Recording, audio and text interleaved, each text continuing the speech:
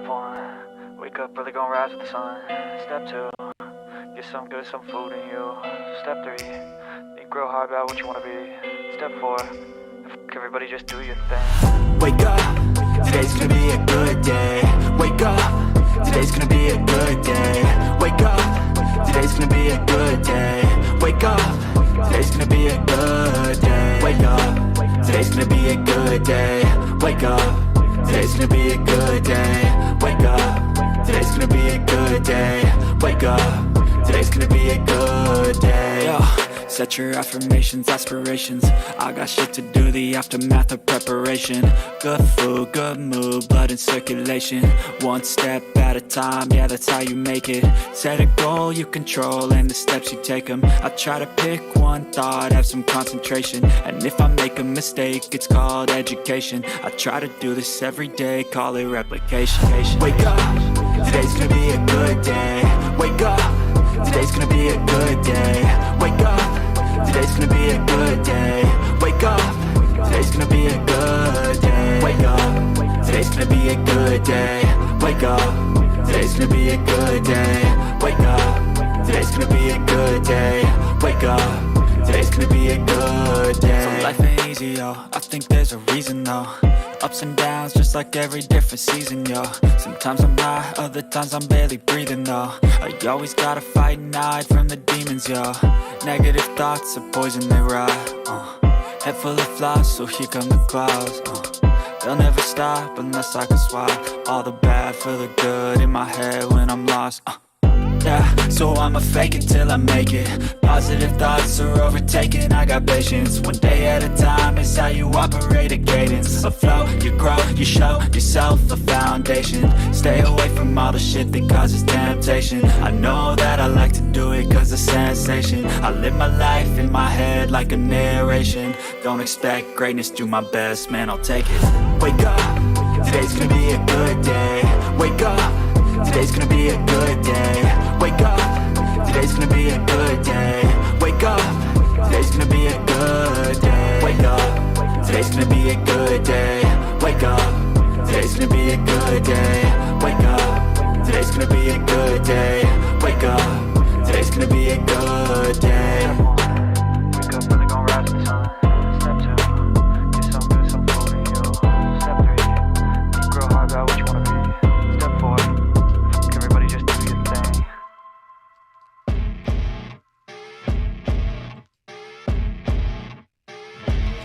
As you wake up in the morning, you want to find the latest, greatest information about criminal cases and have an intuitive conversation about the suspects associated with these cases. Head over to the Bullhorn Betty channel on YouTube.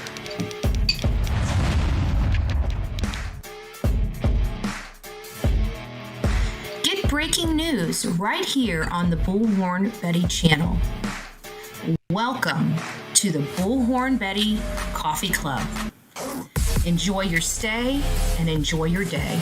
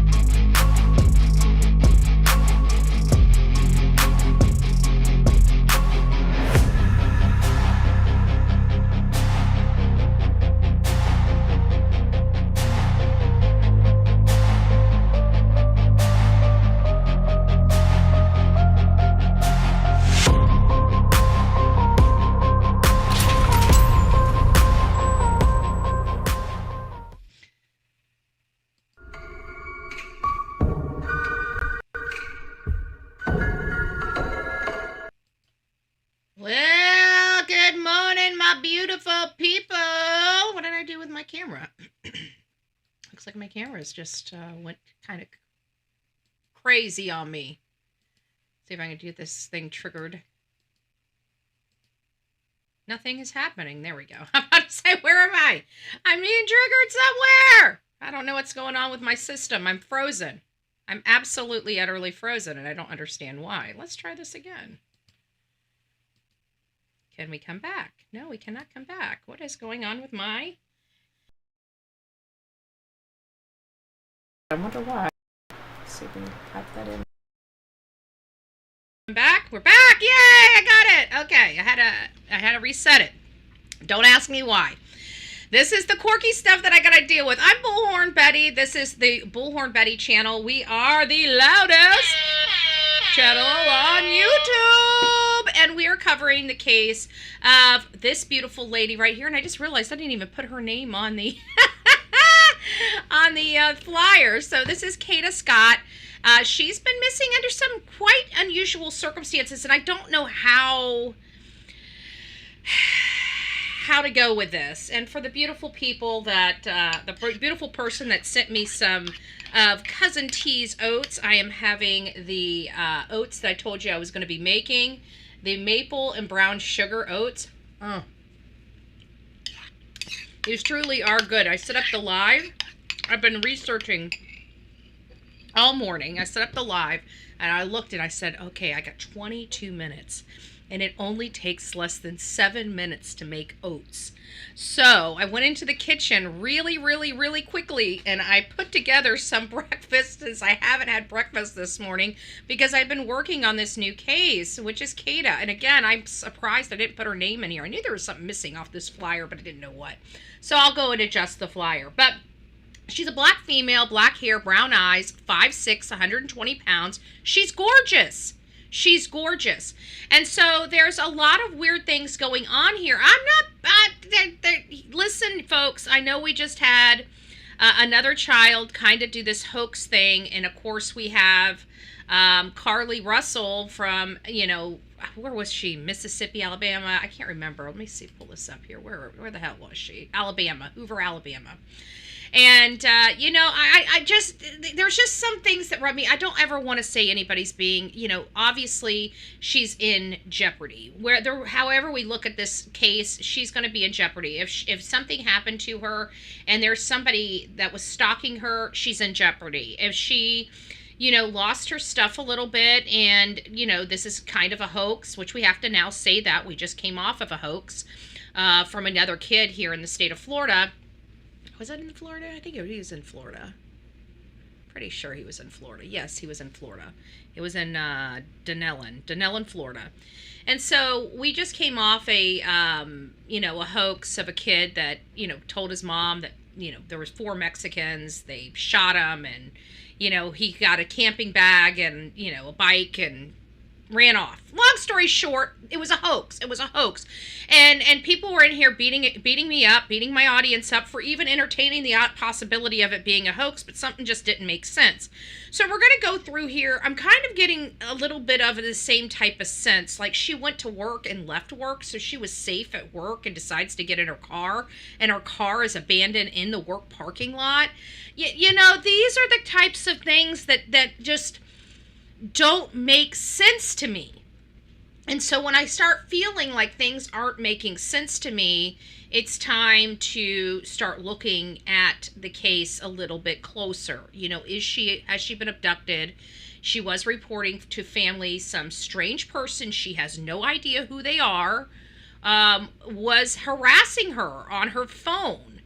It just, again, we're going to go through a lot of information, but it just seems very odd to me. Some of the stuff that I read doesn't make sense to me as a normal person. Okay, so we're going to go through all of that here real quick. I'm going to give you guys some background information. I did background information on this gal from both ChatGPT as well as Grok.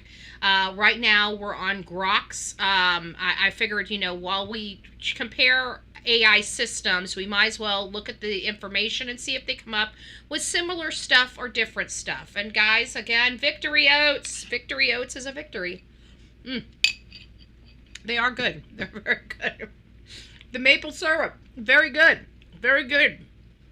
I can't complain. Cousin T definitely has something going on here. And it's really good.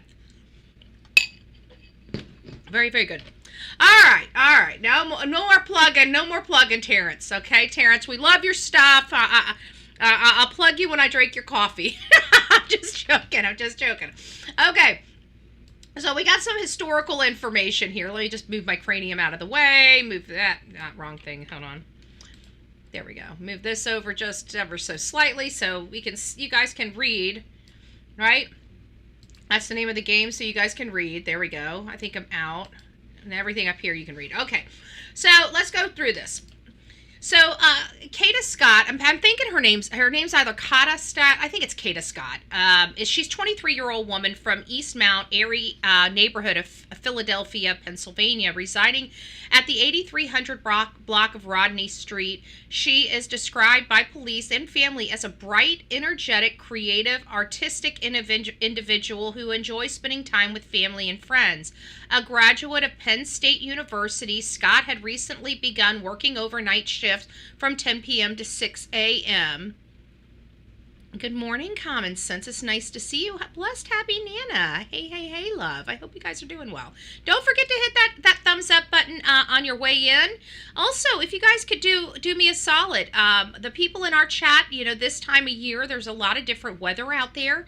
As you're clicking the thumbs up button, maybe go to the chat, tell us your number, the number that you received for your thumbs up, as well as the community that you're in. If you're in a county, if you want to say the county or state, and let us know, what the weather is out there. Is it hot? Is it cold? I can tell you it's blazing hot here in Florida. Yesterday, I think when I was over at Glenn's house, it was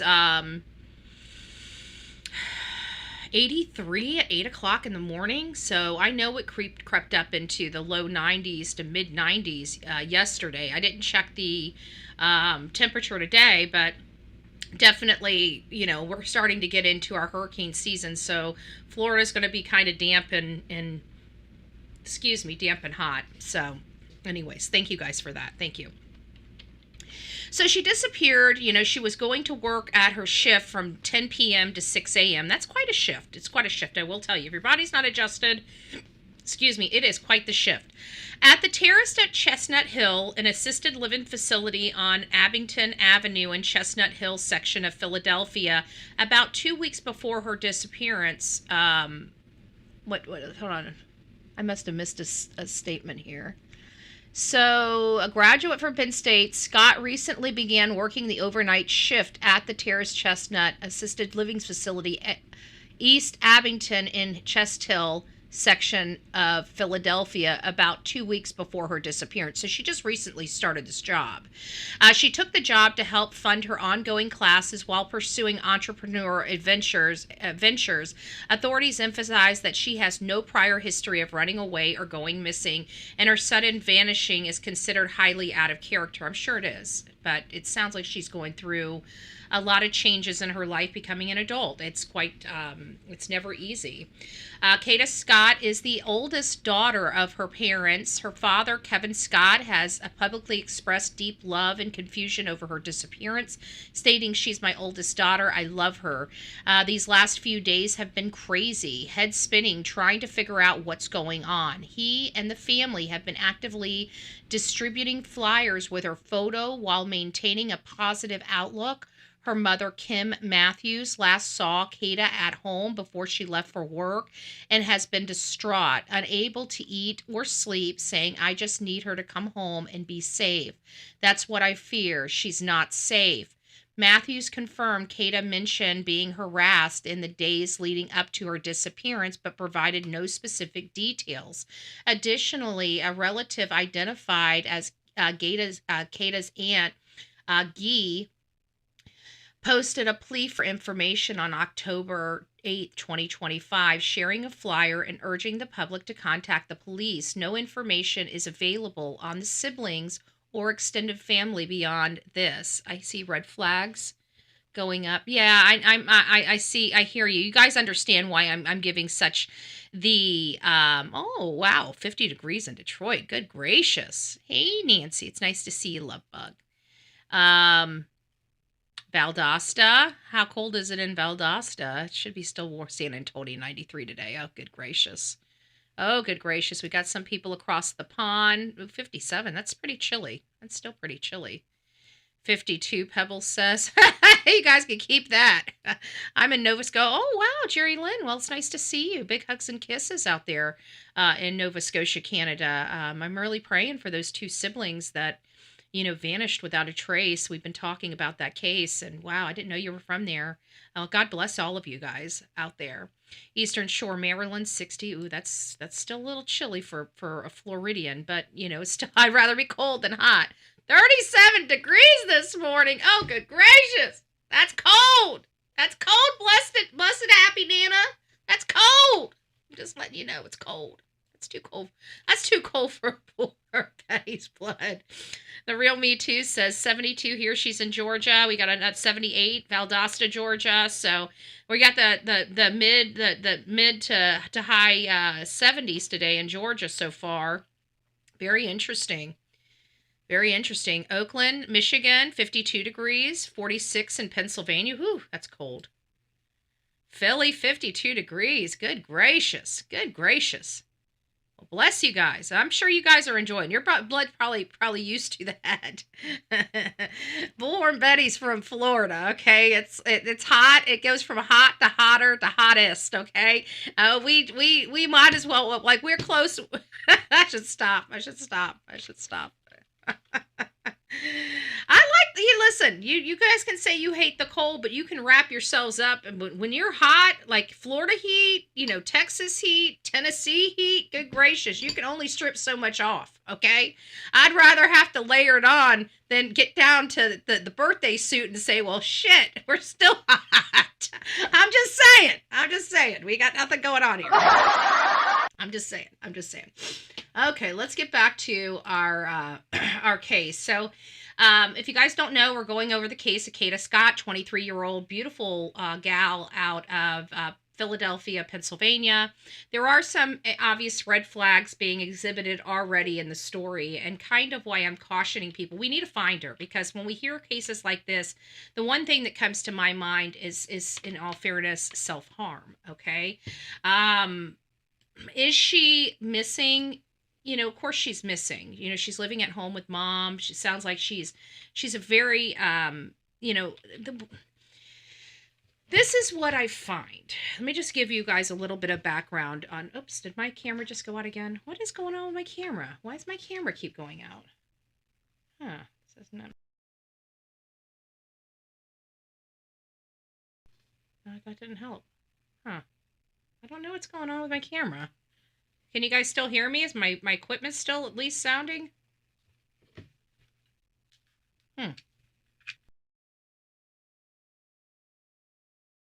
Okay, well, we got it back. I don't know.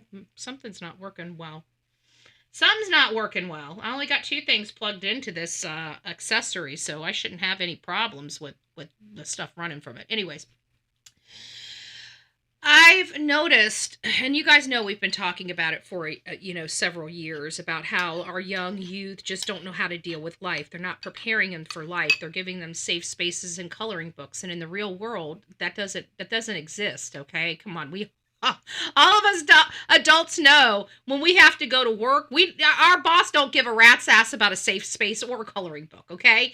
So you either are there for your job or you're not, and it can be very taxing. And when you have children that are growing up into young adults that don't know how to deal with the basic of rejection, the basics of somebody not liking you, it wears on you. It gives you anxiety. There's a different kind of, in my opinion, there's just a different kind of mentality in our younger folk, and it doesn't bode with reality in adulthood. And I find that they are ill-equipped for adulthood. Now, this is just my opinion, folks. You don't have to mimic my opinion. You don't have to like it at all. But I'm just speaking in general from what I've previewed. Even with our mass casualty events from our 20 somethings. I've identified that. I thought they were very angry 20 somethings. It wasn't until this most recent assassination that we started identifying as these people being mostly trans or transgender. And then that brings us to the medication, and what is the medication doing to the brain, and yada, yada, yada, yada, yada. But this day and age, our children are not taught to take care of themselves unless they're going to a psychologist and they've got a pill for that. That's what they're doing to our children. They're basically grooming our children and our young adults for big pharma, for future, right? If you're having problems and you're having a hard time to cope, that's your problem. It's not they're not giving them coping mechanisms. They're not giving them reality. Like we had true accountability when I was in school, even going back to middle school. If we didn't have our homework in, we didn't get an extra day to do it. We got an F. And we learned that if we didn't want to get an F, we turned our papers in on time. You see, that's teaching people accountability. It's not that the teacher wants to be mad. Of course, now, looking back when I was there and my teacher, I thought the teacher was so unfair, good gracious, but I didn't realize. Now that I'm adult, looking back on my history, I can say that these were learning moments that each and every child needs to have. They need to know that there's consequences to every decision that they make. And without teachers teaching that to them in school, or lying to them, such as giving them safe spaces and coloring books or an additional day to get their work done, even though everybody else had their work on time, you're not teaching them the accountability that they need for those life skills in the future. And so I find these things out. Why am I going through this dissertation? Because I there's enough here that makes me feel like this young lady is under a lot of pressure, under a lot of stress. She's trying to be perfect for everyone, and she's falling short, it seems, in her own mind. And I'm starting to get this vibe. Not that the story isn't. We have to look at both sides of it. But when I read this initially, what are my initial thoughts on the story? And my initial thoughts on the story is she went in, she's just started an overnight shift, which again is very hard on the body. Okay, I know this because I've had night shifts. I know this because my best friend's husband, God rest his soul, used to do the night shift at Tropicana. So, our whole upbringing, he slept during the day. We had to keep the kids quiet. We had to still keep the house clean, kids fed, all the stuff that goes on. So we know how difficult it is to get the sleep, to keep the people in the house, calm and not constantly waking up the person that has to sleep overnight. And this is from years and years and years of living like this, right? So we have this situation where she's just now starting this job. She goes in and almost immediately clocks out. And that's what we're hearing. And that's the red flag for me that's telling me, pump the brakes, sister.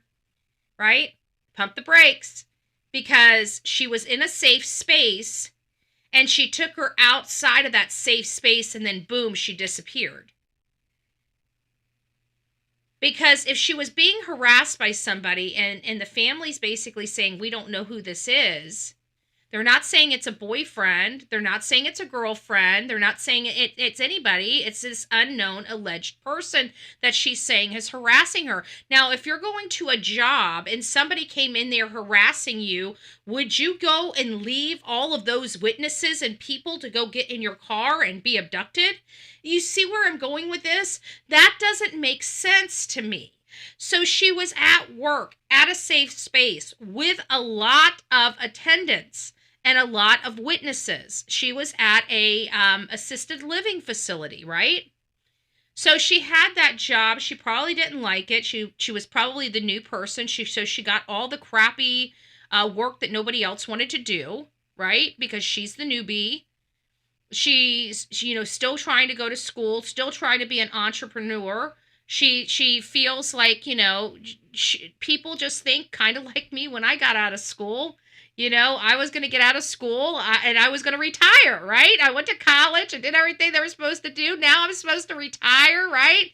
Bring me the retirement check. Well, it doesn't work like that. You got to work for that stuff, right? Nobody prepared Bullhorn Betty for the actual physical work other than keep your mouth shut, your head up, and quit complaining, right? That's about what we got. I'm just saying.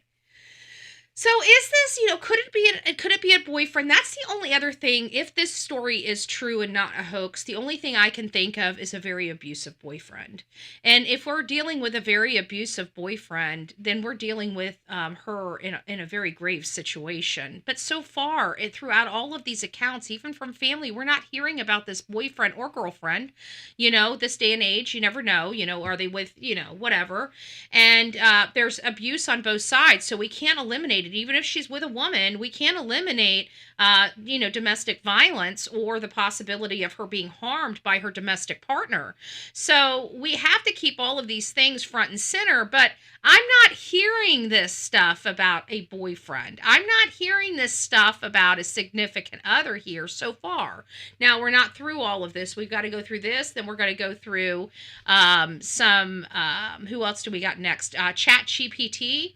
And then we're going to get into Carly Russell's case, because this is the first thing I thought of, and it has nothing to do with the fact that she's, obviously black, but it has to do with the fact that I recall the setting up of several days in advance with Carly Russell as well. And that's the problem I have, because Carly Russell, before she disappeared, was setting the stage. Setting the stage for something. She was, complaining about somebody following her, harassing her, days and stuff leading up to her hoax, because we know Carly Russell was a hoax. She actually, we don't even know, did we ever find out where the hell she stayed for those days? Like, she said basically somebody, that a baby was by the interstate, so they're looking for a baby, they're looking for her. This is not the same thing. This is something a little different,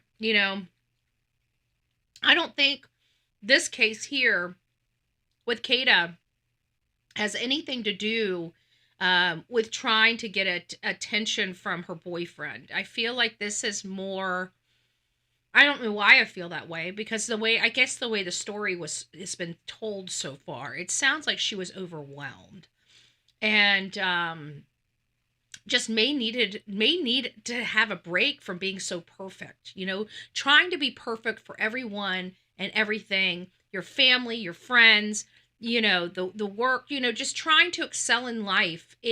You can be knocked on your butt, when things aren't going your way, you can have the wind knocked out of you, she's probably having to go and wipe somebody's butt. And she's sitting here thinking that, she really needs to be focusing on her entrepreneurial business. Carly stayed at a hotel. Thank you so much for that. I couldn't remember. It's been a little while. And so, I'm just concerned about Kada's overall well-being. I'm not saying anything, but there is the possibility of this, I'm being wrong. This is not a hoax. And she had an abusive significant other that has been harassing her. There is the possibility of a stranger danger, but unless she's like, where is she picking up the stranger danger? A lot of people that have stranger dangers, like, I've been stalked by people. Why have I been stalked by people? Because I'm on social media and people are crazy. Okay, that's all there is to it. People look at you, they don't like you, they start digging into you, they find where you're at, and they start showing up. Like, they're people are out here insane. Okay. Like, they don't get how insane and how delusional and creepy that is. Like, that's not normal behavior. So unless she's on, like, social media, like, Kaylee and Maddie Mogan were, they kind of, a lot of people don't realize when they're posting, they're putting themselves out there. They're becoming targets unintentionally. And, it's always been begged to ask, did Brian Koberger target them because of their presence on social media? It's possible. But either way, they're saying that that this is out of character for her. So, again, she's the father of Kevin Scott. He publicly expressed his confusion and deep love for her. Her mother last saw her at home. She wants her to come home. They fear she's not safe. Matthews confirms Kada mentioned being harassed in the days leading up to her disappearance, but provided no specific details. Additionally, relatives identify as Kada's aunt posted a plea for information on October 8th, which was just yesterday, sharing a flyer. No information has been available on the siblings or the extended family other than that. Social media. Kada Scott is described as an active on social media prior to her disappearance. I can't find her accounts. All the accounts I've found have been disabled. If somebody can send me her accounts to bullhornbetty@gmail.com so I can go through them, I'd greatly appreciate everything I seen that was in her background report. None of them work unless somebody went in there and shut them down, which I hope people didn't. I mean, if that's the worst thing you can do. If you have a missing loved one and you're asking the audience and the public for help, don't start shutting their accounts down. That's the stupidest thing. I don't care if you don't like what people are posting. Some of that information, especially serious people that are truly trying to help you, we're cut off. We're cut off from even being able to help you find your child or your adult child in this respect. She's 23 years old. She just got out of Penn State. I can understand why she's staying at home with mommy and daddy. But, parents, you guys got to start kicking your children out of the nest. When they're done with college, they got to be thinking of apartments and stuff like that. They've got to learn to stand on their own 2 feet. Cut the umbilical cord. I know how hard it was for you, but look at all these children that get it so easy. They turn out to be drug addicts, alcoholics, and have a handful. Why? Because they got everything handed to them on a silver platter. They don't know how to work for it. Folks, let your children work for it. When they're out of college, get them on a plan to get them out of your house. You got to let them stand on their own 2 feet. You had to go through, look, I've had my checking account in the red, okay? We've struggled to put the lights on, the water on. Think about how strong we are now as adults because of those lessons, those life lessons. Think about how you balance your checkbook and how you make sure you got money in your savings account now. Why do you do that? Because you went without for so long. You put your checkbook in the red and it took you forever to get it back in the black. You remember those days. That's why you put that nest egg away. Because you're wise now, right? Or smart. Maybe you learned from your own mistakes. Right? You want to teach your children well, but what you don't want to do is make them dependent. Okay? They've been your dependent their entire life. It's time for them to find their wings, find their voice, find their backbone, find their own pair of balls, and live their life. It's time for you to give them the big old boot out of the house, folks. You cannot keep taking care of your children, okay? Children are supposed to be out of your house by the age of 18. Okay? Most of you guys like keeping your children until they're in their 30s. That's the worst thing you can do. Okay? I'm sorry, it just is. It's the worst thing. I know you love your children. Everybody loves their children. Most people, except the people that are debuted on the Bullhorn Betty channel, most of them love their children. I was stalked by my ex, yeah. But see, that's the problem, is the family's not saying it's an ex. Your family, if you went missing, the first thing that would be popping out of their mouth is it's Joe Plumber, her ex, right? They're not saying that in any of this stuff that I've reviewed. So let's get back to here. Social media. She's described as very energetic and outgoing on social media. However, there's been no activity on any of her profiles since October 4th. No public URLs of her personal accounts. Facebook were unidentified and unavailable sources, likely due to privacy and ongoing investigations. Searches of her profiles primarily returned news posts about the case rather than direct links to her pages. I can't find her pages, so if anybody has them, if any of the content creators wanted to share their research with me, I'd greatly appreciate it. bullhornbetty@gmail.com, bullhornbetty@gmail.com. Thank you so much for that. Criminal history. There is no criminal history, but that's not true. I did find something right there, and I can't figure out what it was, and it was dismissed. It's from charges filed from March. It could have been a traffic citation. It could have been something else. But I've got a case here for her, and I keep trying to find out what it is, and I can't. So if somebody has information on this, again, send that to bullhornbetty@gmail.com. Bullhornbetty@gmail.com. Thank you, Pebbles. Anything you have on this case, I would greatly, greatly, greatly appreciate it. Okay. Let me get back to what we got over here. So let's just go through some of the events. So I think she was born at the end of 2001, like November 2001. That would put her on there, even though this is the chronological event showing her being born 2002. I don't think that's the case. I think she was born at the end of 2001, November-ish is where my research has brought me. November 2001 is when she was born. She's a graduate from Penn State University, begins pursuing entrepreneurial goals, and enrolls in additional classes. So she understands the value of a great education. It's a little concerning that she's a graduate and still going to classes without really going into her field of study. That's got to be a big blow to somebody that has big dreams. She started an overnight shift at the Terrace at Chestnut Hill, an assisted living facility, approximately 2 weeks before her disappearance. And if she's never really held a job before and she's going into an assisted living facility, I will tell you that is a very difficult job. It's a very rewarding job for those that like to help people and stuff, but it's a very difficult job. You're dealing with elderly people that can't take care of themselves, so you're dealing with adult infants in many cases. And if you think of how you had to handle your infant, that's what these people, these assistants have to do. They're responsible for helping you move. They're responsible for getting you in the shower, getting you to the bathroom, taking care of your bathing needs, okay, including your bottom parts.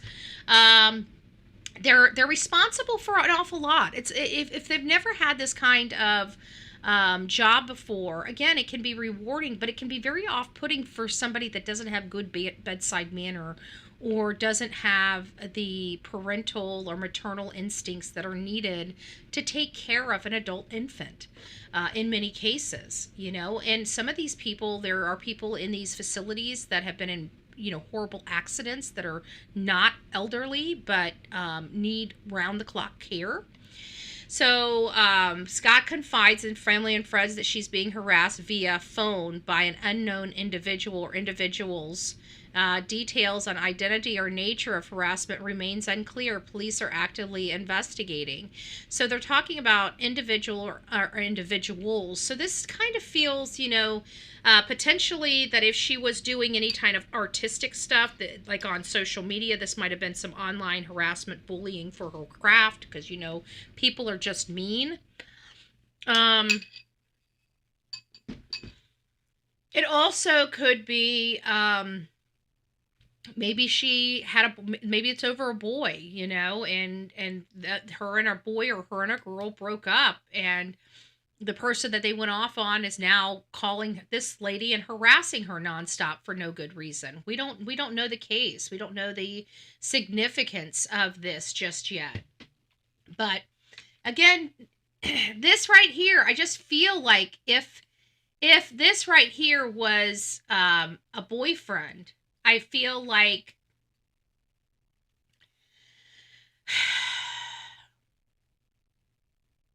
they would have said individual and they would have put the individual's name. But they're saying unknown. And I would think at this point, you're 5 days into this investigation, and law enforcement should have records on the phone, at least for the comings and goings of the telephone calls, prior to it being deactivated or turned off.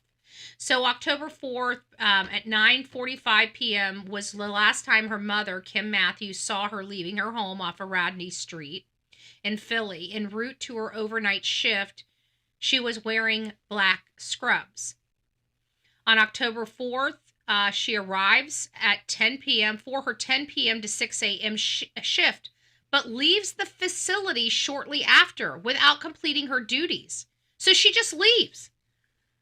This is where it gets complicated for me. It's this area here. It's when she arrives to work. This is what's making me feel like this can't be an unknown person. Okay, there's got to be one of two routes in this scenario. Okay, for her to go into work, if she got a threatening phone call by an unknown person, she would have stayed in the building. Okay, if somebody's saying, "I see you. I know what you're wearing." I don't see her running out of the building and getting in her car. I mean, you know what I'm saying? Like, I just don't see that being what happened. No cameras in the car park. Yeah, exactly. But I don't see her running out of the building. That's only in freaking, those scary movies where the people decide to go out of the safe space and into the arms of the mass killer, right? So, I mean, this is not a scary movie. This is somebody's life. They went to work. They left the shift without completing the shift shortly after arriving to work. This doesn't make sense. Nobody, if they got harassing calls, they're not leaving the facility and getting in their car. They're going to stay there, and if they're scared for their safety, they're going to call law enforcement and say, somebody's outside of the building right now watching me. I need your help. They're not going to run out there and say, "I'm here. Come snatch me. I'm right here. Let me get in my car so you know it's me. I'm right here. I'm right here." Again, these are things that don't make sense to me. So I'm not trying to make light of it, but I am, because I needed to resonate with you why I feel this way. She left her job. She clocked in. She's only been here for 2 weeks. She's clocked in. She obviously does not like the overnight shift. And then she leaves without even completing her duty shortly after arriving? And what day is the 4th? Let's look at what day the 4th is. And the 4th being a Saturday night. A Saturday night.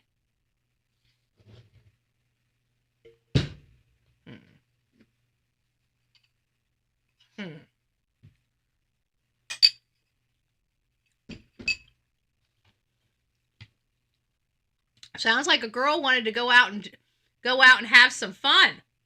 I don't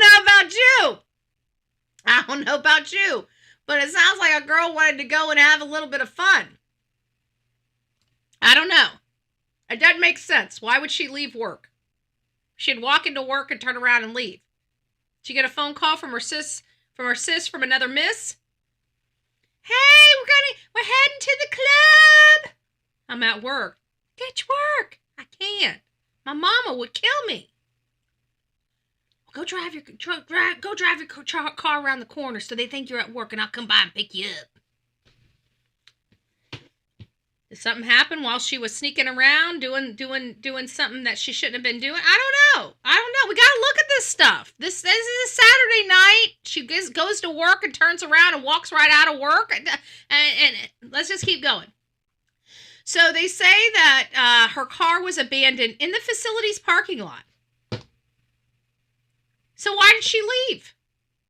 No cell phone pings, social media activity, or contact with friends. After this point, her phone goes dead and offline.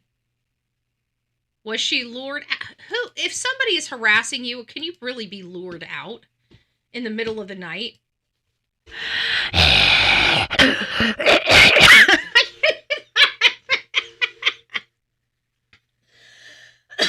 Let me try that again without choking myself.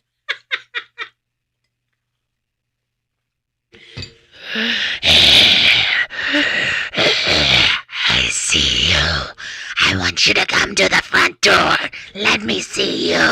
Oh my goodness. Oh, and I think don't I have a monster voice? There we go. Come outside. Come outside. I want to see you. I see you. Kada. Kada! Come outside, Kada! I don't know. Hold on, let me see if I can get this back. There we go. I think I got it back. Who knows? Who knows? Who knows? I'm not trying to make light of it, but come on. If you're going to work and somebody calls you and you're worried about harassment, are you going to walk out of your work and say, "Oh, here I am, come steal me, come kidnap me, come kill me"? I mean, it just doesn't make sense. When things don't make sense and I can make light of it just like I did, then it just doesn't make sense. 23 or not, are you going to be walking out of your facility because somebody calls you, especially when you're complaining about somebody harassing you? You're going to literally walk out the door on a Saturday night and just leave your car in the parking lot? Now, if something happened to her, I think it happened to her willingly. I think she skipped work to go hang out with friends and party with friends. Now, if she did something like substances or something and she lost her life as a part as that, that's one thing. But I'm just not seeing this grand, abduction from an harasser. I'm not feeling the vibe. That's not the kind of impression I'm getting when I'm reading all of this information. I'm reading a young lady that's very smart, that really wants better for her life. And, she's working at an assisted living facility where she's most likely cleaning somebody's rear end. I don't think that this has only been 2 weeks. She's probably really resentful of her job. If she's not prepared for it. There's a lot of young people that are prepared for this job, love this job because they're very nurturing people and want to do better for the elderly. There are a lot of people that take very much pride in how well they take care of the elderly at these communities, but it takes a special person. Is she that special person? I don't know her. I don't want to speak ill of her. I'm just saying that, her going into work and immediately leaving and abandoning her car at the facility, it's not ringing as an abduction. This is ringing a little bit differently, like her sneaking off. Now, did something happen after she snuck off that put her in peril? Now, that might be an angle we can talk about. But the way I'm reading this right now, this young lady appears to have walked off herself. From everything I'm seeing, that's the vibe I'm getting from the way the information is laying out when it's in chronological order. So her phone is turned off or dead, offline, and her car's in the facility, and she goes and clocks into work and then doesn't complete her duties and leaves the facility. Family reports got missing to Philadelphia Police Department, the 14th District. Initial investigations begin, including interviews with coworkers who reported no unusual behavior. So she's telling her family about being harassed, but nobody else? Interesting. An analysis of her phone, and they did an analysis of her phone data. So they should be able to tell if she's being harassed or stalked or something like that, and what kind of messages she's getting online or by text message. Did the police find her? That we haven't gotten there yet. It doesn't seem like they've made any statement that there were harassing messages. I don't see anything yet that corroborates those statements from the family. They're making the statements because that's what they've been told by the family, but I don't see where we've got anything corroborated, Faye, but I don't know. Does she have her phone with her? That's a great question. I don't know that yet. We're going to keep reading some of these things and getting that information. Was there security cameras inside the facility? I have to think there's going to be some cameras inside that facility. With them dealing with the elderly, I'm pretty sure they're going to have some type of cameras inside that facility. For security and other reasons, yeah, I think there are. Outside in the parking lot, it's a little odd that this would be a facility like it is with no cameras in the parking lot. That's a little concerning for me, but I believe there was cameras inside, so they'd be able to tell her behavior. I'm a CNA and have been almost 20 years. I love my job. It's definitely not for everyone. Exactly. So, lured by something like your car has been hit in the parking lot. Yeah, that possible. Possible common sense. But I think she would have brought some people with her. I think she would have gotten the call. She would have looked over at a coworker and said, "Oh my God, my car was hit in the parking lot." what the hell happened, you know? I feel like there would have been multiple people running out, not just her. So, I mean, yeah, I can see where there would be some, there is areas for luring out. I just don't think I think that the probability is so low. It just doesn't bode with what we're seeing here and how the stuff is. I'm a homemaker and I like my job a lot. Aw, Mara, thank you. That's cute. Did coworkers saw her work before she disappeared? Yeah, yeah, I see. I knew what you were meaning. Yeah, it does sound like she did go into work. She did clock in, and she left shortly after without completing her tasks. The other option is, and it's not unheard of, is as a coworker, right? A coworker snatching her, and a coworker injuring her, hurting her, on grounds, awing her or whatever the case may be. We've heard of cases like that before. But I'd have to think at this point that facility was thoroughly checked. In the other cases, they did find the body at the facility. So I don't know. Police expand search efforts, canvass the Chestnut Hill neighborhood for video footage, deploy helicopters and K-9 units, and interview close contacts. Family began distributing flyers, no leads on harassers on her whereabouts. On October 8th, Philadelphia police hold a press conference revealing details of harassment reports and confirmed the out-of-character nature of the disappearance. Family member Father Kevin Scott and Mother Matthew speak publicly, pleading for her return. Additional relatives, Aunt Guy posted online with the flyer, and it continues to search. And, of course, the numbers to the detectives, 215 686 3351 3351. I think we got pretty much the same details here. I want to look for that press conference.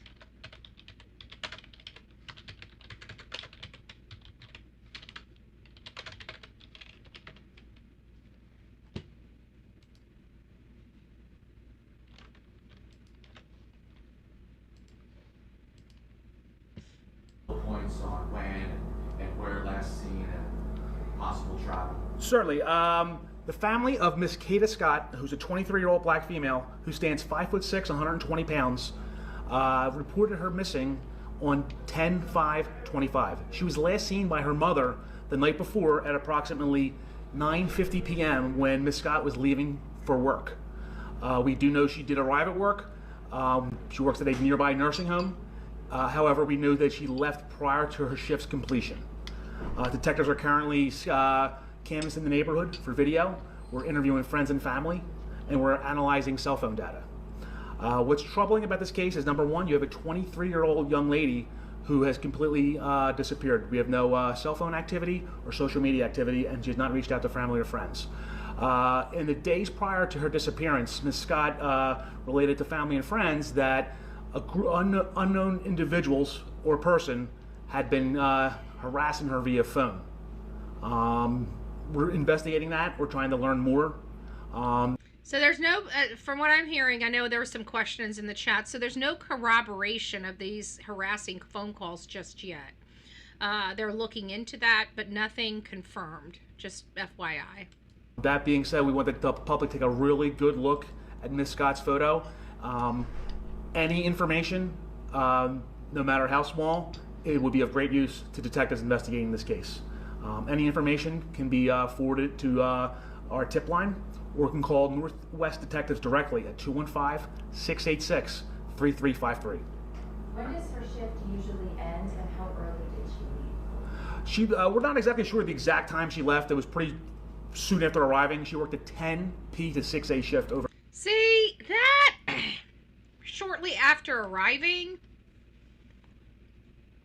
guys, it sounds like she snuck out. She was ditching work. She probably didn't clock out. And she was probably expecting to be back. And, whatever, probably showed up and saw law enforcement and everything else there and got scared. I mean, I don't know. I'm not all in. Like, there's action she's making that's making it hard for me to believe that there is some type of harasser out there stalking her and ripping her away from her work. She arrived at work, she clocked into work, and she left without anybody seeing her. It sounds like she was trying to sneak away from work. So now the next question is, who was she going to see? She would have had some type of messages, but, nowadays with all these different apps, if they were planning something, she's 23 years old. She probably knows apps that we don't even know about to communicate with her friends and family. I don't see anything about a phone being found, so let's just keep listening. Overnight shift. In her social media, I'm not sure if you've been able to scrutinize it. Is there anything there, any like internal messages, anything that suggests that she's left for a reason?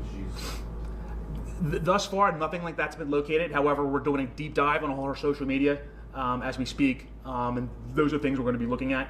Internal messages, posts, or things like that. But as of right now, so I'm even hearing, the reporters out there asking the questions. As I don't think there's a lot of people that believe that this is an abduction. Okay, I think this is more of a mental health, running away or sneaking away to go party and then getting caught and not knowing what to do. She's 23 years old. She's already graduated, college. I mean, it doesn't seem like she's had an opportunity to really be a kid or have fun or spread her wings. It seems like she's just been school. And sometimes we do see this with kids. Even Carly Russell, right? We saw this with Carly Russell as well, where she was doing all this stuff. She was trying to do too much. And when things were hitting her and her boyfriend was leaving her and wanting to be with somebody else, she kind of lost her footing, lost her stability, and wanted him to want her. And so I think that it really came down to her running away so he would want her again. He would be concerned about her. He would realize he loved her. It's just the crazy stuff like that. You know what I'm saying? Crazy stuff like that. Nothing. At this time, do you believe she's in danger? At this time, all I can say right now is that a 23-year-old girl hasn't been seen in 4 days.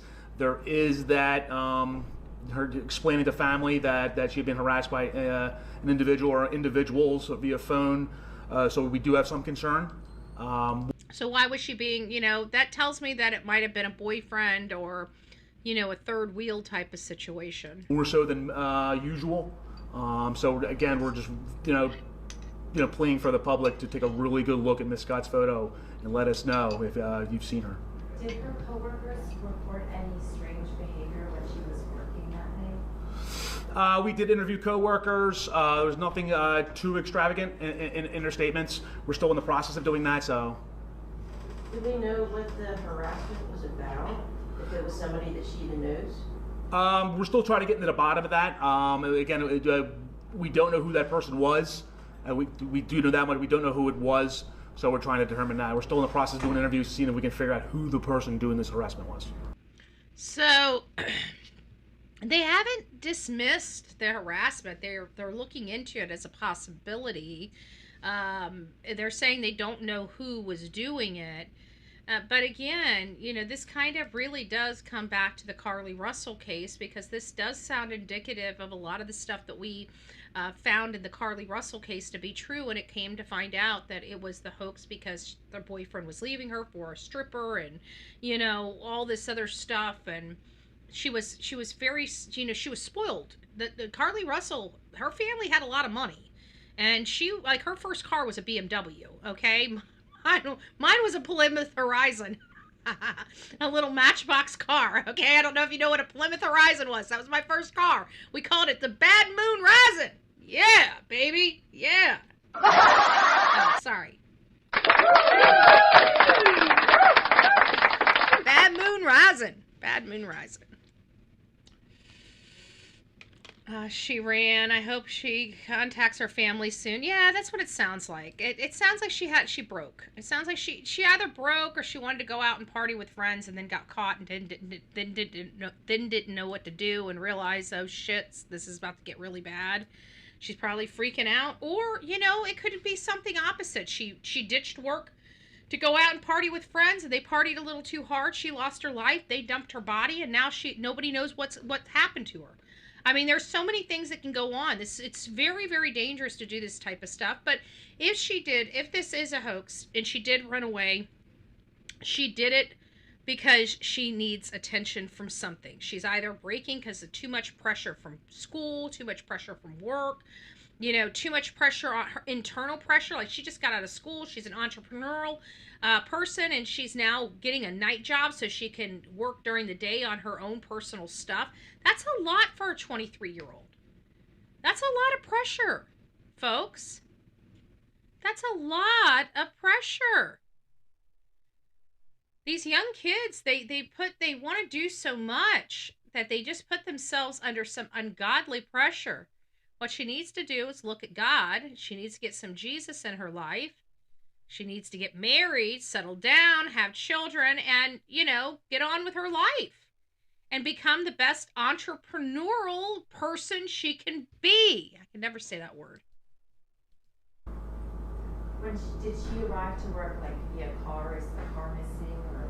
She arrived to work in her car. That car has been recovered by police, has been processed for evidence and analyzed. So she didn't leave work? She did not leave it in her car. That's correct.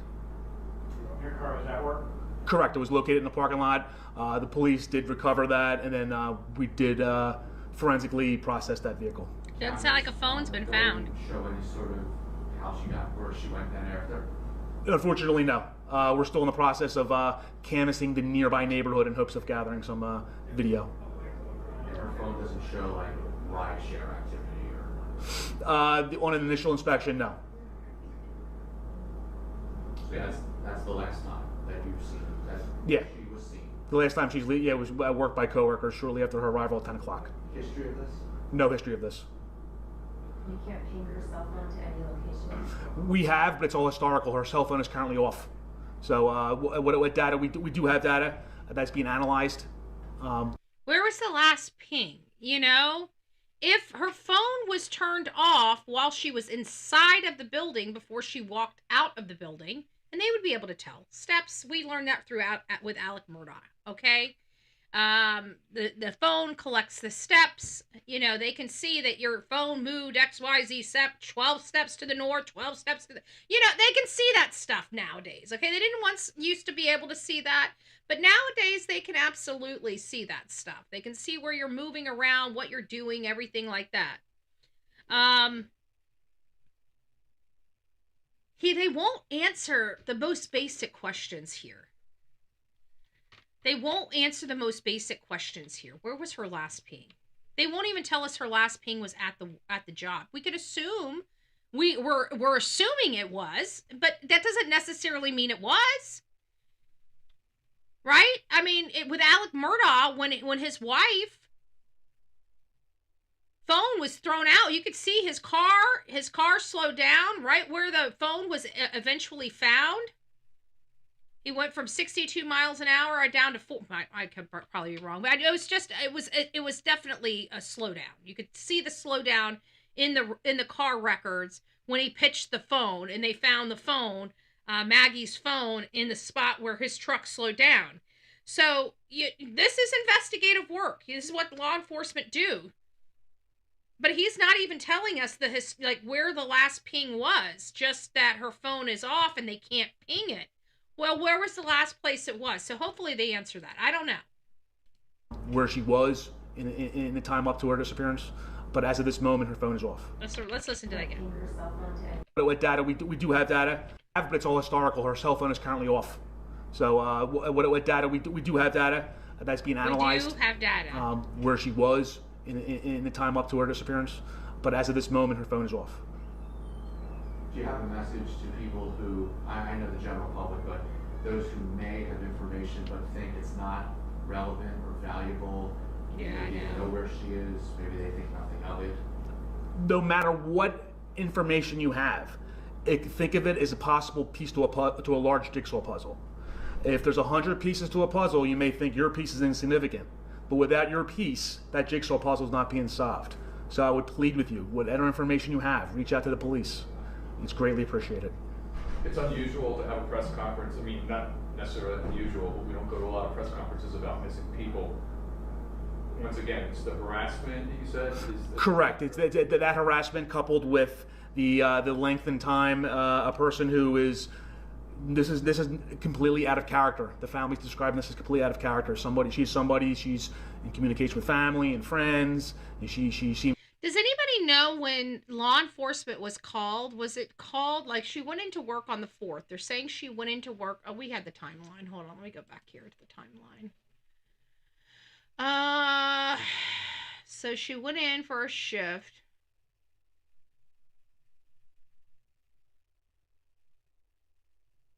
So the very next day. So it must have been when she didn't come home from work that morning.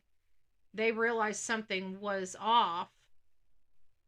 And they started searching. They did a 2-day search in the Chestnut Hill neighborhood, which is where the facility is, not necessarily her neighborhood. Hold on, let's look at some maps here. So we've got Rodney Street, Philly. Okay.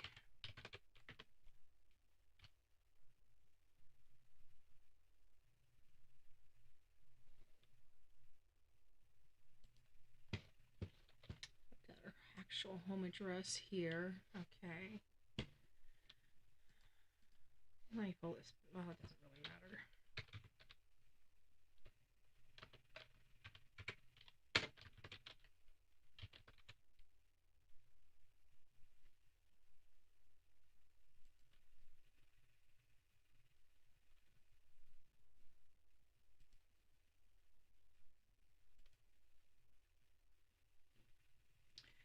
Okay, so this is her house. This is her area. Get this thing off here.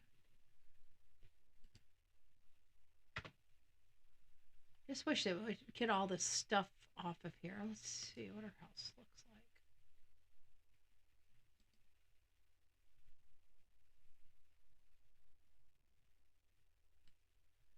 like. Okay.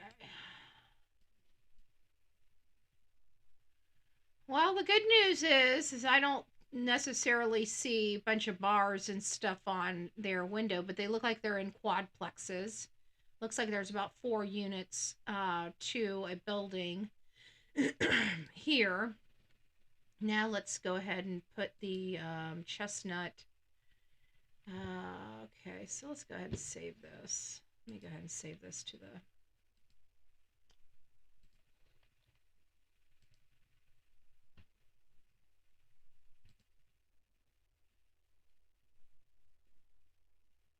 Okay, so we'll make this purple so we can see it a little bit bigger. Let's make it large. I always find putting these things big makes it easier to see. Okay, and so the next place that they went to was the Terrace at Chestnut Hill. Okay, let's go ahead and put this in.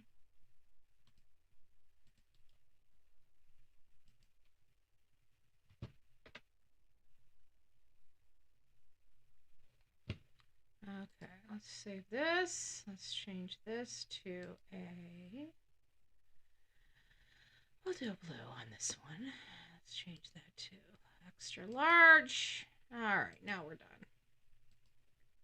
So let's go ahead and get this drained out and see where we're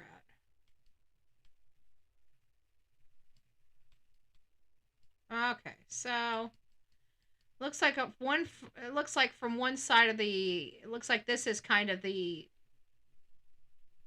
line that kind of breaks the residential into, looks like what could be corporate, you know. So they're not too far from each other. She doesn't work too far from each other. Let me just see. I know it's going to be longer than this, but no, let's just shoot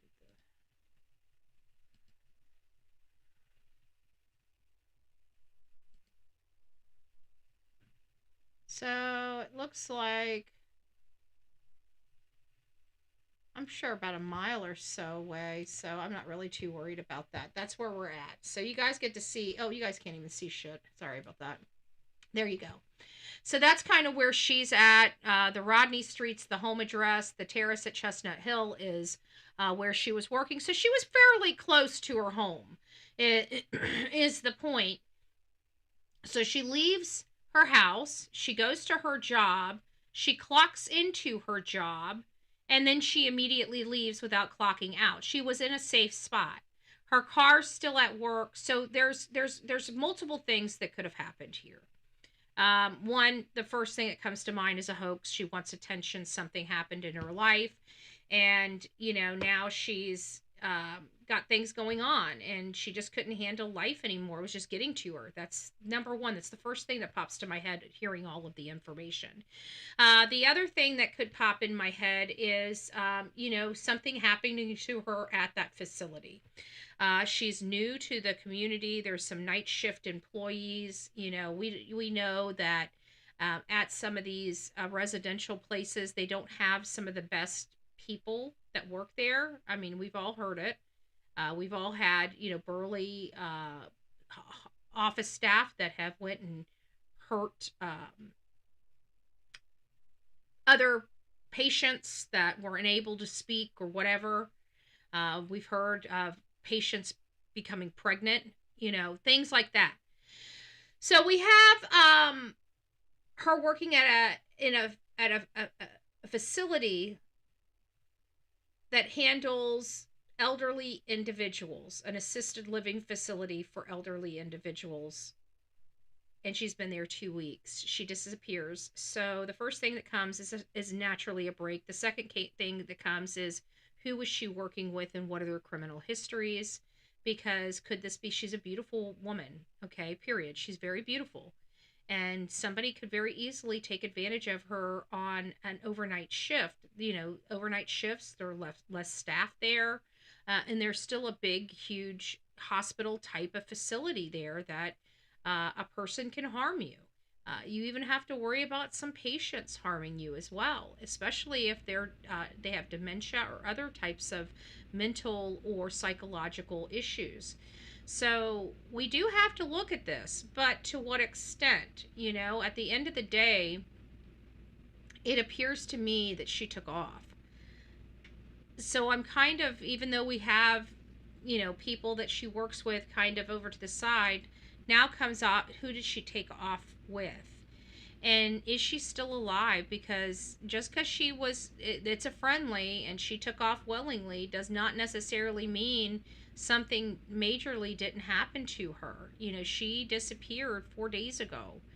4 to 5 days ago, rather. And she hasn't been heard or seen. How long was Carly? Let's get to Carly. I want to read the details. I forget the details of Carly. Let's get to Carly a little bit here. There we go. So this happened in 2023, and she was a nursing student. Her name's Clethia Nicole Russell. She was born in 1997, so like 4 or 5 years old, older than this gal here that was born in 2001. She disappeared for 49 hours. So we're kind of past how long, Carly Russell disappeared for. This is a little more significant. And she falsely reported to police after that she had been abducted. The story of her disappearance went viral on TikTok and other social media platforms.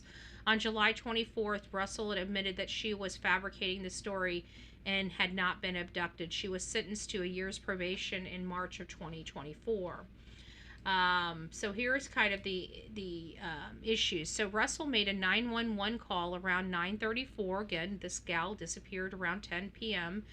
on July 13th, which has been publicly released. In the call, she said she was stopped on the side of the road at Interstate 459 after seeing an unattended young child on the side of the road.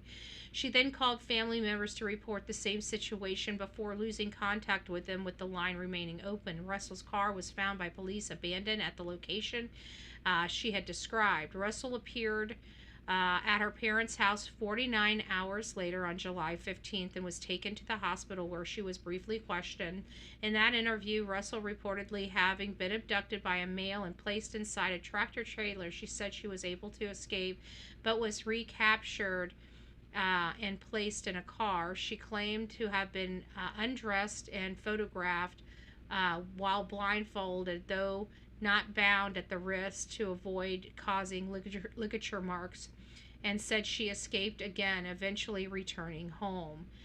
Crime Stoppers raised more than $63,000 in reward money for the search of Russell. So, doubts and admissions in the Russell case. The Hoover Police Department and investigators stated that they had been unable to verify most of Russell's statements, and that continuing the investigation had cast a doubt on much of Miss Russell's account. Among her web searches in the days before her disappearance were: do you have to pay for an Amber Alert? How to take money from a register without being caught? Birmingham bus station, one-way bus ticket from Birmingham to Nashville, and the abduction film Taken. The Hoover Police Department stated in a press release that they had not found evidence of a child walking on the side of the road, nor did they receive any additional calls about a toddler walking down the interstate. On July 24, 2023, Russell later admitted through her attorney, Emery Anthony, that her kidnapping claim was a hoax. Her attorney stated, there was no kidnapping on Thursday, July 13, 2023. My client did not see a baby on the side of the road. My client did not leave the Hoover area when she was identified as a missing person. My client did not have any help in this incident. This was a single act done by herself. My client was not with anyone or any hotel with anyone at the time she was missing. My client apologizes for her actions to the community, the volunteers who were searching for her, to the Hoover Police Department and other agencies, as well as her family and friends. Russell was charged with 2 Class A misdemeanors for faking an abduction, faking reporting to law enforcement authorities, and falsely reporting an incident. So that's kind of where she was in the situation for hers. They left out a lot of details that we learned when we were covering this case, but again, it's just some information that I think is relevant and should be considered as you guys are learning about this case. 23-year-old woman from Philadelphia who has not been seen since Saturday. CBS Philadelphia's Ray Strickland spoke with the family of Kada Scott and police about the latest on their search for her whereabouts. That's what I feel, that she's not safe, and that's the problem. Kevin Scott and Kim Matthews want you to take a good look at this photo. It's of their 23-year-old daughter, Kada Scott, who hasn't been seen by family since October 4th. Last few days been crazy, head spinning, trying to figure out what's going on. Scott's family reported her missing the day after she didn't return home from an overnight shift at an assisted living facility in Chestnut Hill. Philadelphia police say Scott's co-workers told them that she did show up to work that night, but left before her shift ended. I'm sorry, that looks like a nice facility. Her parents look lovely, like they give a shit about her, and a lot of it. And the reason why I have to say that is because you guys know a lot of our parents that cover this case, that we cover cases, they don't care for their kids. They don't even, it's sad that some of these kids never even get to know what real parental love is. And, usually we're at this time, by the time they're on this show, we're covering their disappearance and or death. And they've never felt love in their life.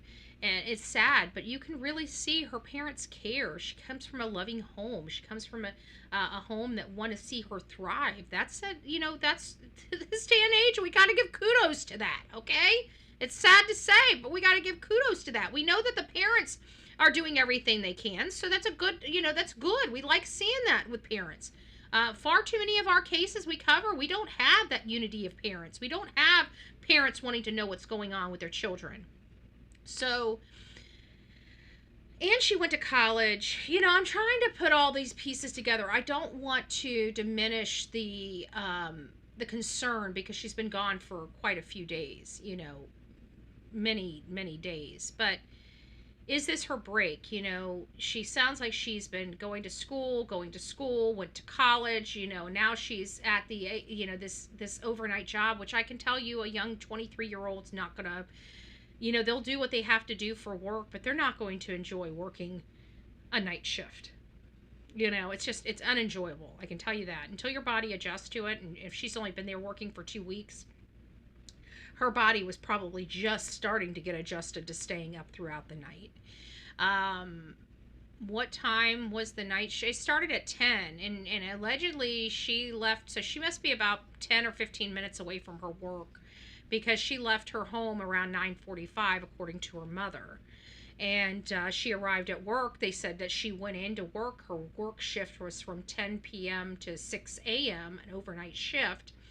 And she clocked in, and it sounds, they said at first she didn't complete her task. So I don't even think anybody realized she was gone until they realized the missing person. Like, it sounds like she went in. Sounds like she was trying to sneak in. What she had anticipated on doing is going to work, clocking in, sneaking out, coming back, clocking out, and going home.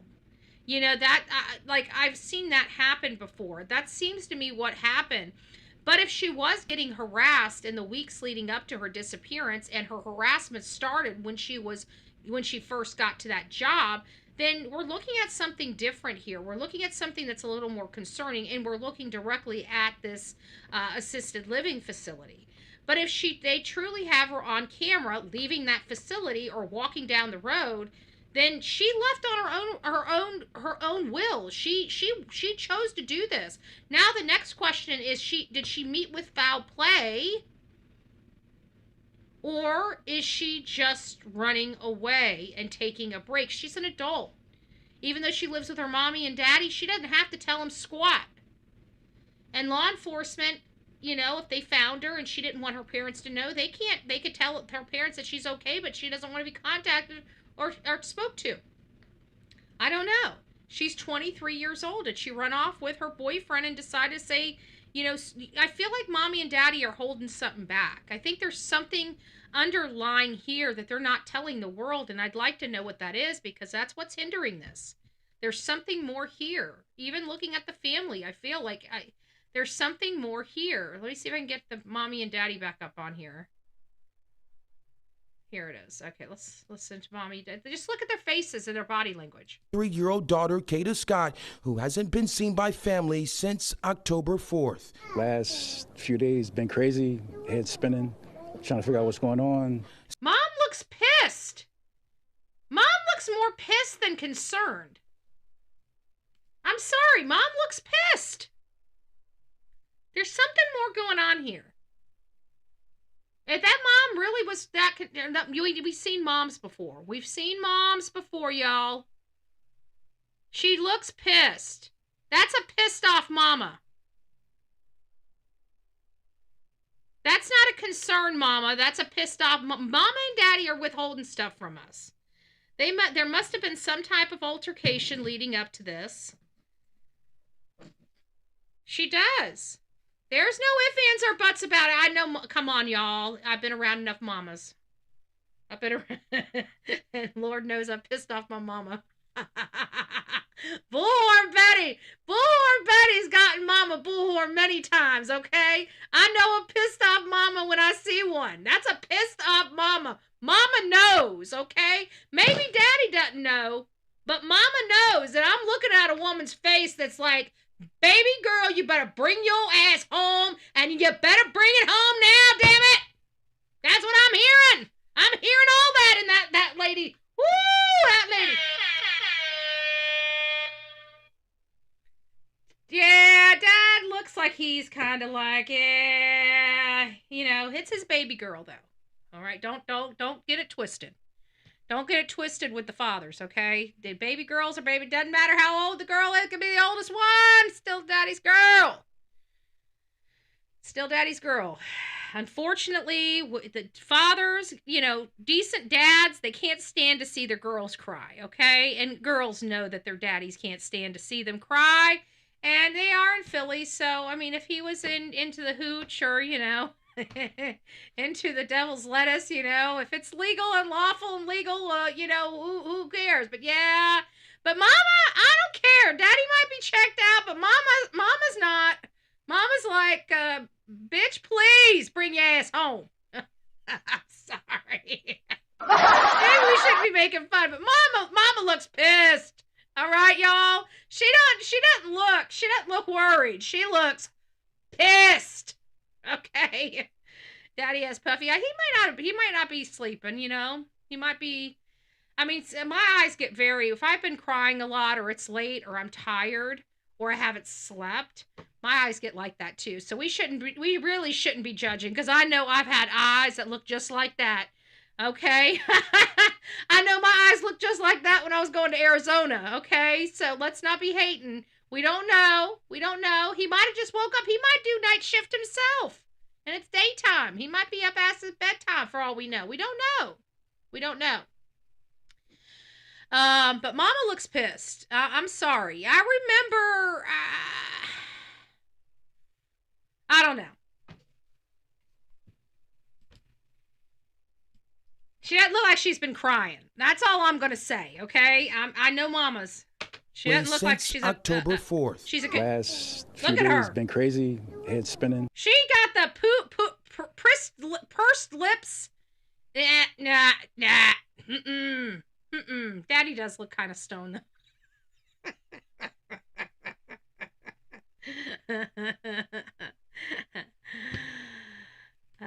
Maybe it's just a stressful situation, okay? Maybe a friend just said, "Hey, bro, you know what? You're wound too tight here. Let me help you out." Mama's, look at.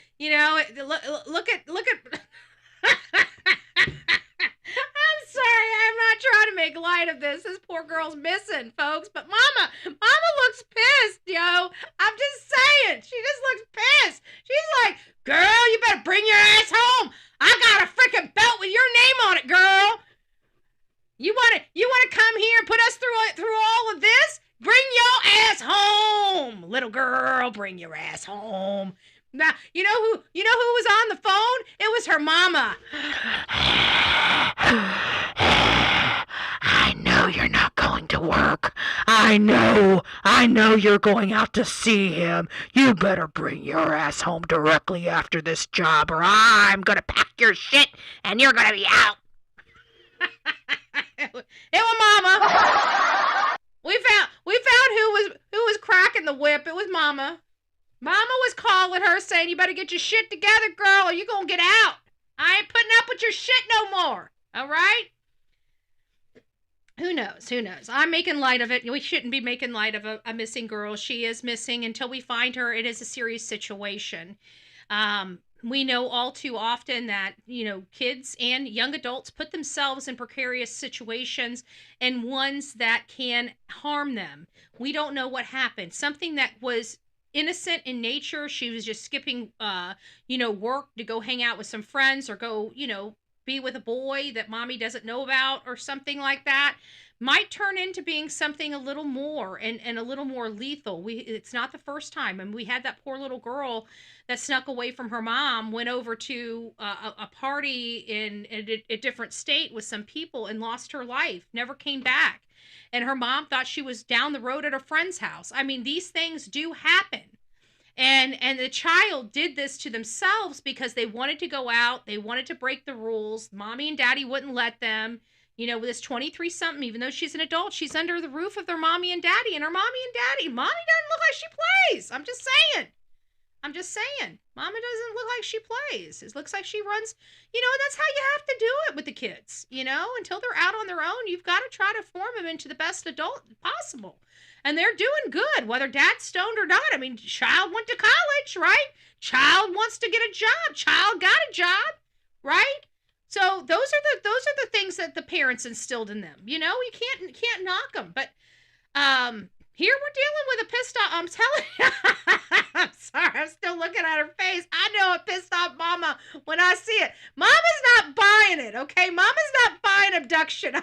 I'm just telling you, she's not doing it, okay?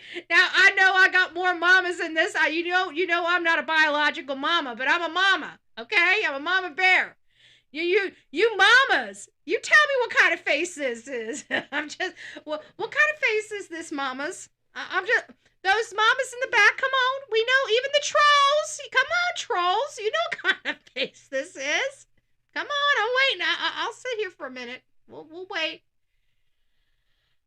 You know what we don't have? We don't have a do do do do do do do do do do do do. That's the next button we need. That's the next button we need, because this, I mean, I guess we could do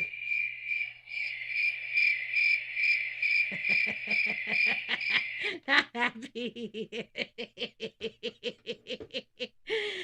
Maybe mama, she's not found yet. Hey, right. Let's not judge. Let's not prejudge. Veronica's reminding us maybe she's just mad that she hasn't been found yet. It's possible. I don't know. I would expect if mama was, you know, I feel like mama should have a little more puffy eyes, okay? Like, Papa's got the puffy eyes, but I don't think Papa's got the puffy eyes from the reasons why we think they should have puffy eyes, okay? And mama just doesn't look like she's dealing with any of it. Sorry. This mother's face is so angry. The mom is so blessed angry, y'all. I'm telling you, that is an angry mama. I'm glad I went back and checked. I did not catch that when I first went through it. It wasn't until I said something, and I'm like, yeah, let me go just check the parents, see what kind of parents we're dealing with here. Let's look at their body language. I look at that mama's face, and I'm like, oh, shit. I don't think mama's buying it either. Mama's ready to whip that child's ass when she comes in. Trying to figure out what's going on. Scott's family reported her missing the day after she didn't return home from an overnight shift at an assisted living facility in Chestnut Hill. There are new details. Jacqueline, her family. I hate when I do that. There are new details tonight in the disappearance of a 23. Kevin Scott and Kim Matthews want you to take a good look at this photo. It's of their 23-year-old daughter. Philadelphia police say Scott's co-workers told them that she did show up to work that night, but left before her shift ended. I don't know. I'm looking at her. Any teenager, 20-something, can be, a little bit of trouble. If she's got a strict home life,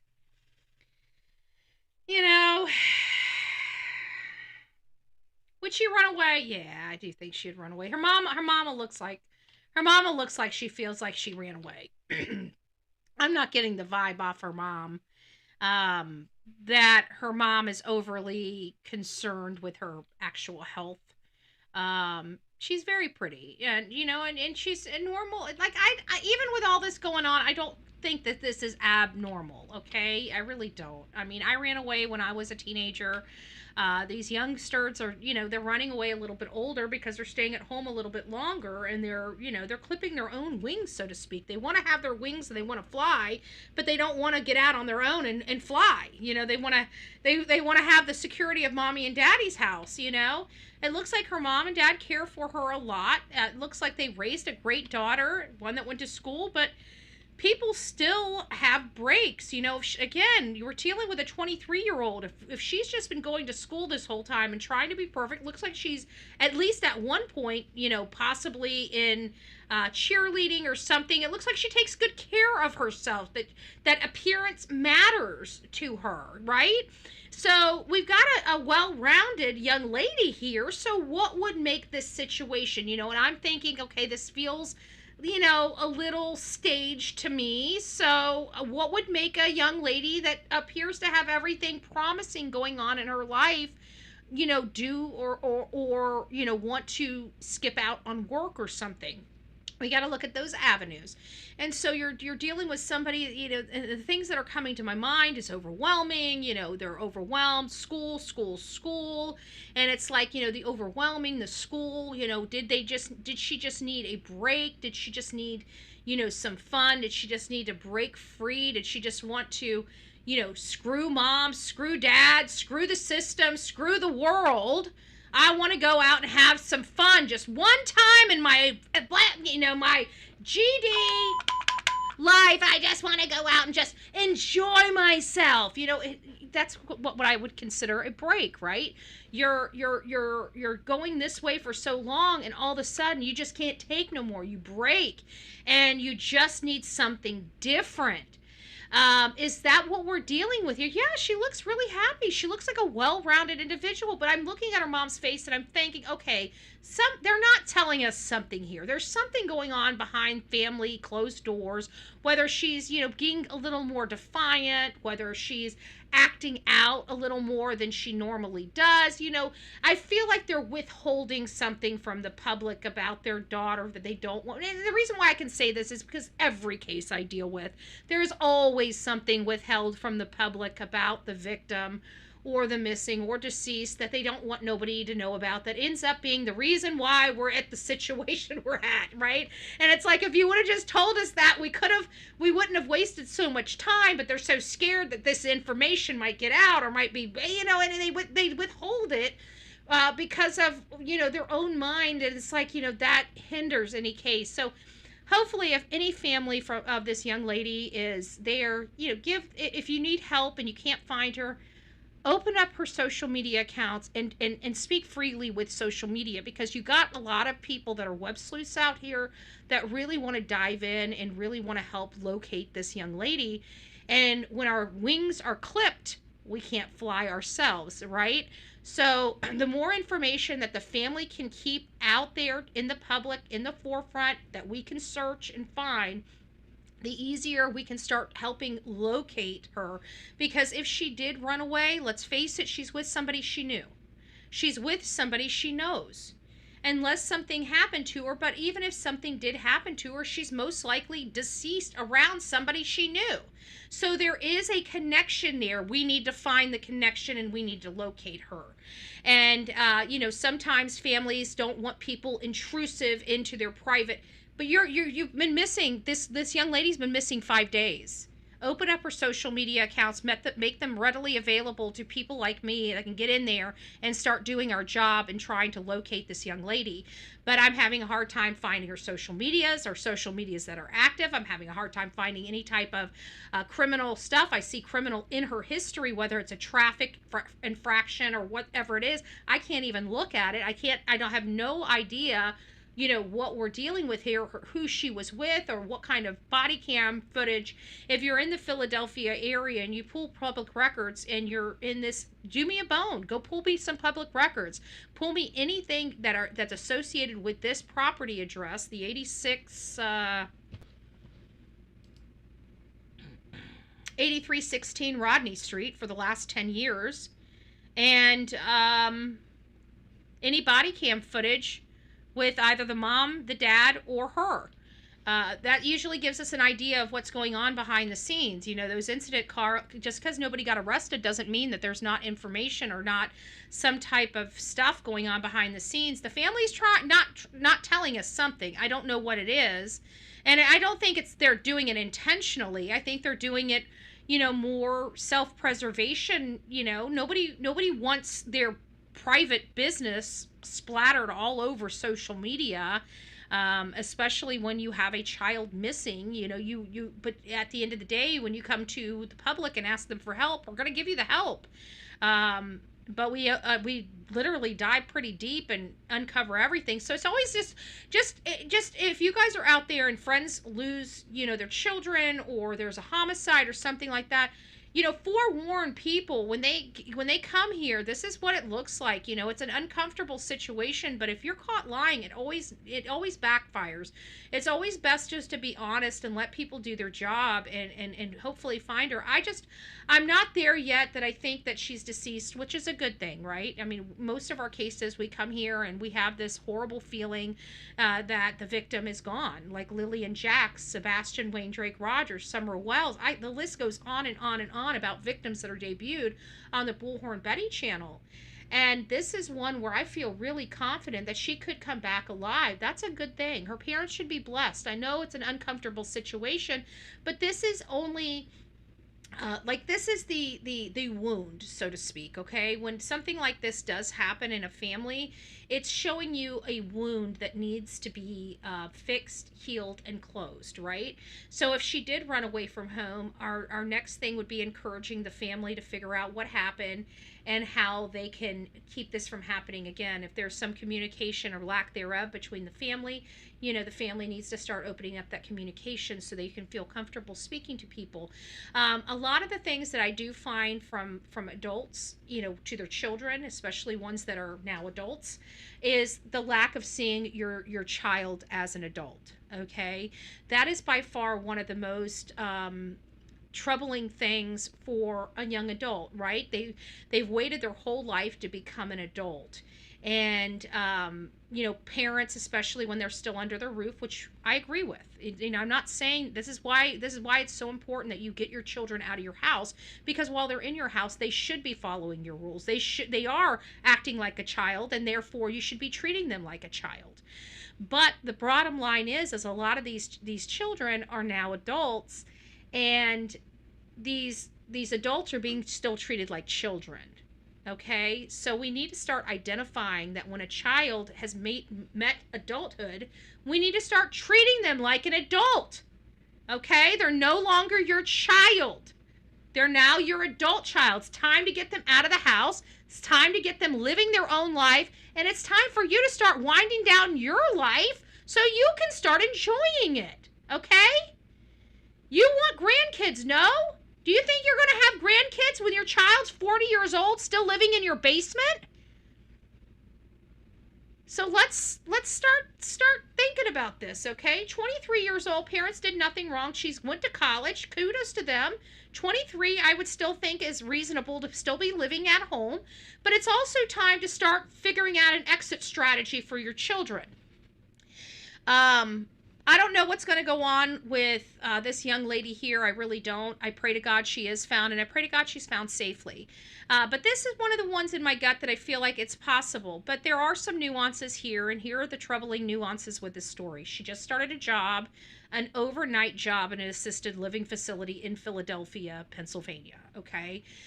There could be some type of worker there that may or could have harmed her and would have had motive, means, and opportunity with that overnight shift. So that's a concern number one. And with her car being there, and no real videos outside of where that car is, I will always be concerned as that being a probability, a major probability for me in this whole situation. Okay, the other thing is her car was there. Did she leave? And if she did leave, why did she willingly leave? And who did she willingly leave with? And then, of course, that takes away some of that, that foul play aspect and puts it into more of a hoax aspect of it. So we've got her just saying F it and running away, her meeting with foul play there at her job, or her willingly leaving and meeting with foul play after she left with a friendly. The last thing is that she left. She never was met with foul play. She's having a mental break, and she will be back in another couple days. I remember one time I ran away from home. I was gone for 10 days. Okay? 10 days. I think 7 or 10 days. I was gone for a while. I remember that. I was gone for a while. When I finally came home, I'm sure my parents wanted to beat the shit out of me, but they ended up hugging me and kissing me instead of beating me. And maybe that's what she's waiting for to happen, to wait it out long enough that her parents are no longer mad. They're going to be gracious and happy to see her.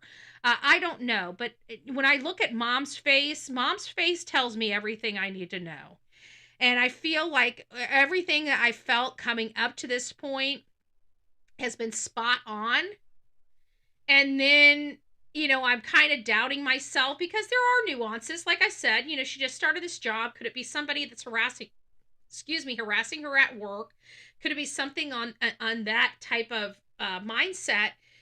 And now she's gone, and you don't want to analyze this as inaccurate, but you have to look at all the stuff she's going through. She's 23 years old. She's already graduated from Penn State. She's trying to be an entrepreneurial. She's trying to work as she, lifts herself into this entrepreneurial work. and she's working nighttime. Like it seems to me like this is a lot for a 23-year-old person. You know, a lot for a 23-year-old person. So with that being said, I do feel like the whole F it is in play here. You know, F this, F that, F this person, right? I'm splitting. I need a break. That's the vibe I'm getting. But again, we don't want to have that vibe and that vibe be wrong. So no matter what, she is in danger until we know she's safe. So please look at her face. Please look at her her height. She's tall, beautiful, and slender. 5'6", 120 pounds. She's got a gorgeous smile. She seems like she'd be very noticeable. She seems like even without makeup, she'd still be very radiant. So look at the nose, look at the eyes, look at the chin, look at how bright and big her smile is. These are the features that you can't change with a wig or with makeup, right? These are the things that you can't change. I pray for her. I pray that she comes home. I pray that tomorrow we can come in here and say she's been found. You know, she's getting whatever help or treatment she needs, if that's the case. You know, or that, you know, it was a big misunderstanding. I'm waiting to hear, you know, that in this case. I'm praying that we hear that. I would hate to hear that a coworker hurt her or a friend hurt her, or she went out and partied and OD'd and her friends, instead of calling for help, dumped her. We have a lot of that going on throughout this country, which is really, really sad, because these people don't get found sometimes for years after their OD. Nobody would have went to jail, but boy, the pain that these people put their family through to hide the fact that their friend was doing substances is really sad.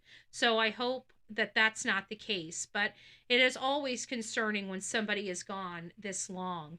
But again, her mother doesn't seem like she's been crying. That's my problem. And when I don't see mommy crying and I see mommy looking pissed, it kind of gives me an idea about the daughter. Okay, the daughter seems a little high maintenance. Mom is probably at her wit's end with a daughter wanting to be high maintenance, and she's probably saying, "Look, chick, get your own damn job. I'm not your ATM." She gets her job for 2 weeks, and within 2 weeks she disappears. You know, she could be just a hot mess express, and mommy knows. And mommy ain't buying the bullshit. I mean, there's a lot of ways you can look at this. But at the end of the day, this poor young lady needs to be found. And if this poor young lady is watching the Bullhorn Betty channel, your situation is only going to get worse the longer you're out. So you might as well just go home and deal with the music and put this bed. You don't need to have another Carly Russell situation if that's the case. But again, harassment. Where's her boyfriend? Where's her best friend? Somebody knows something here. Somebody knows something. She's not going to go and run off. Even if it was another guy that she found online, who would know about that? Her best friend. Where's her best friend? What is her best friend saying? If you know who is involved in this, if you know who this young lady's best friends are, if her best friend's watching, please reach out to me. bullhornbetty@gmail.com. bullhornbetty@gmail.com. I'm happy to keep people anonymous. I just want some information. I'd like to help locate this young lady, and I hope that she comes home and comes home safely. So that's where we're at. That's my story. We're sticking to it.